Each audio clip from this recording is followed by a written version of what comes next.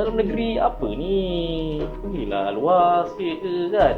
Dengan lepak tempat panas macam ni, aku tak biasa tu. Aku selalu lepak kat kafe, ada aircon. Lepak tempat macam ni, tak ada hiburan. Terperuk macam ni kat dalam ni. Tahu Alan, macam katak bawah tempurung kan? Ya. Aduh, tak payah Alan. Tapi dulu aku tengok kau orang okey je datang tempat aku ni. Macam aku bangun kopi lagi untuk kau orang kat sini. Itu dulu Lan. Sekarang kita dah zaman moden macam ni. Kaya raya kan. Takkanlah kita orang lepak ni. Ini pun sebab fikir kawan Lan. Lepak macam ni. Siap Okey. je. Ha.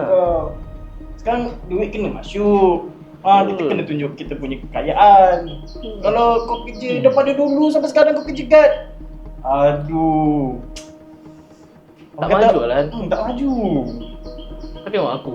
Aku baru submit loan kereta tu kan. Baru order submit loan. Belum lulus lah kan. Macam game, kau nak kita apa ni? Game?